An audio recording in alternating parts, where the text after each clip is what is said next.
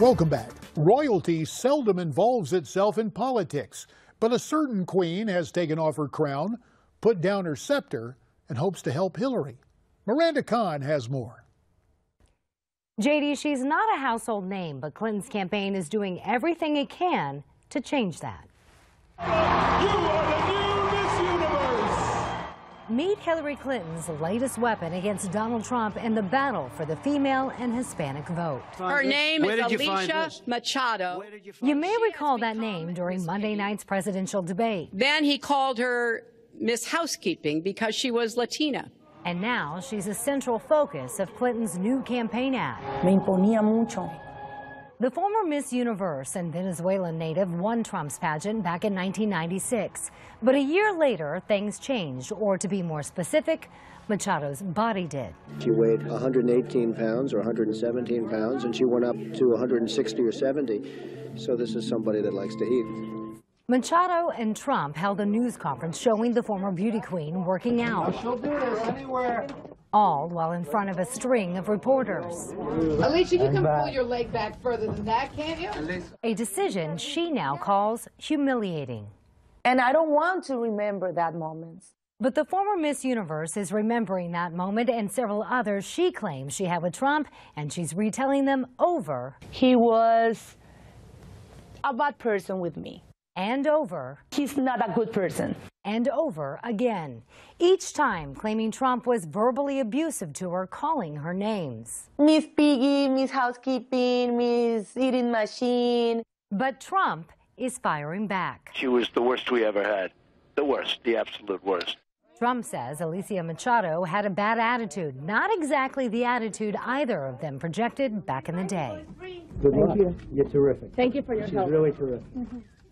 So will Trump's comments about Machado and Hillary Clinton's new ad hurt the GOP nominee in the polls? Well, right now, Trump's seeing a post-debate bump. He's currently leading Hillary Clinton by 3 points, this according to the LA Times. We'll see if that changes in the upcoming days. Back to you, JD.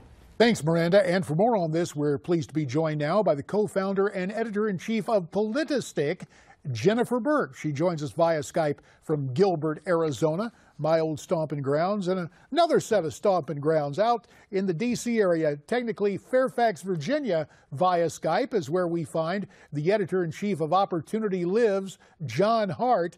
Thanks to you both. And so, Jennifer, this political opportunity for Hillary and this controversy, obviously you're a woman. Your take on this? You know, I wonder how much the Hillary Clinton campaign actually dug for that. And truthfully, if I were Trump, rather than engaging in a conversation about that which happened in 1996, I'm not saying that he is on record of saying she likes to eat. The other things are just he said, she said.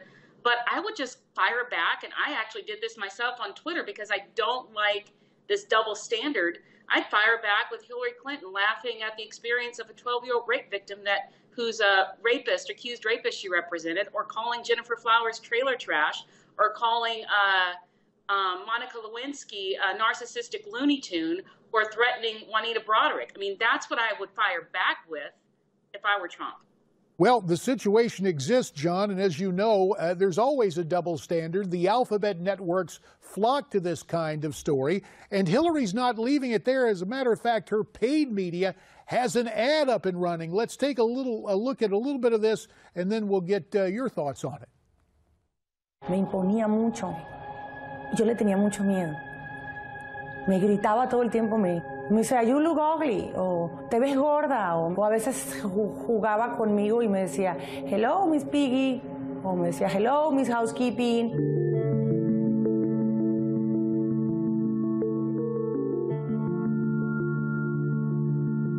She weighed 118 pounds or 117 pounds, and she went up to 160 or 70. So this is somebody that likes to eat. Fue muy humillante. So it's kind of a twofer there, John. The ad aimed at women, all in Spanish. And since Hillary's advocating amnesty, hello. Well, yeah, obviously, JD, there is a double standard. And I think the best way for Trump to answer this is to focus on Hillary Clinton's policies and, frankly, shift the conversation away from kind of a tit for tat about, quote, women's issues and focus on the economy. And frankly, her record is abysmal in terms of improving economic growth, improving the situation for families. The debt has doubled under Barack Obama's leadership. People's wages are stagnant. We can't keep up with the cost of living, whether it's education, housing, other expenses. And even, look at an issue like human rights. I mean, Hillary Clinton and the Democrats have this position that we need to care about refugees, which I agree with, but they only care about human rights after people become refugees, not before. So she's had a failed foreign policy. We've had a humanitarian catastrophe.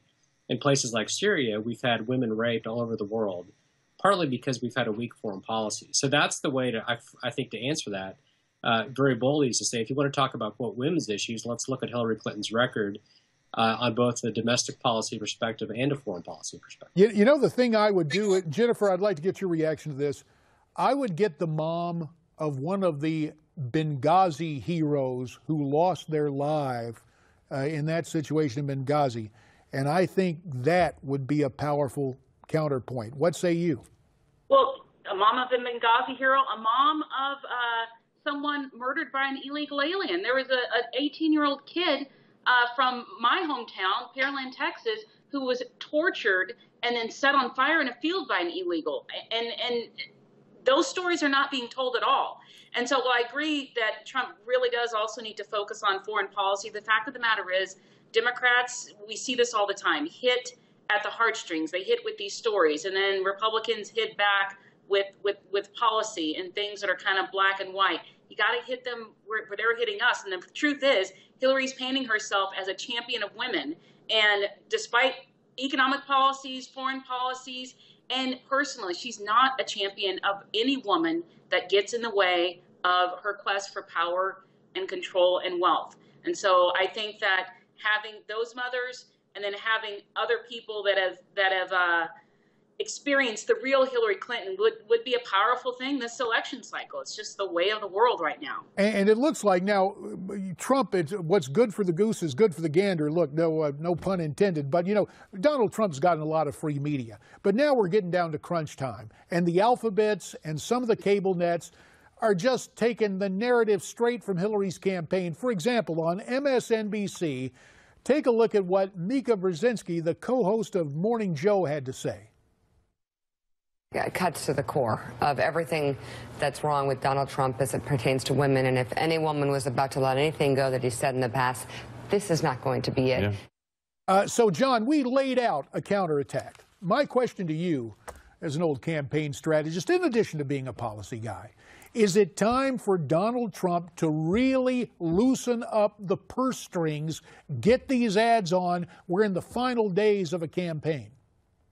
Well, I do. I think he needs to. But again, let me back up. I think what Jennifer said was a valuable corrective in that Democrats do have a record of pulling on the heartstrings. And that's really the whole premise of what our side as Opportunity Lives, is that we recognize that the left has been winning arguments they shouldn't be winning for years because they do focus on the story. So let me sort of adjust that point to say I think he needs to communicate policy and ideas through stories. But I would sort of temper that to say that loosening the purse strings doesn't mean having a new barrage of attack ads. It means telling people very clearly what he is for.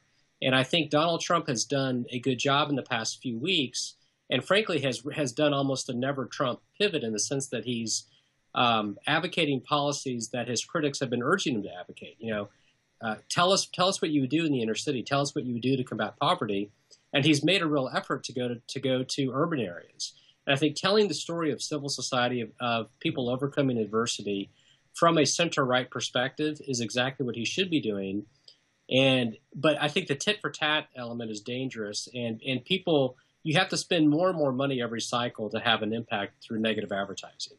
And I don't know that he has enough time to really do that effectively. And look, I mean, what else can you say about Hillary Clinton that hasn't already been said before? Well, it is true, but and I appreciate what you're saying about telling the story of policy proposals through human beings like you're doing with your Opportunity program. Jennifer Burke, your opportunity for the last word, 20 seconds. Stories. Another way to hit with stories dealing with policy. Kids that have been impacted by failure of Democrats to support school choice. Kids who have their vouchers pulled when Obama became president. That's another story that you can tell that really focuses on policy and humanizes the element and really gets to the voters that Trump is trying to reach. Jennifer Burke in Arizona and John Hart in Northern Virginia, you have our thanks.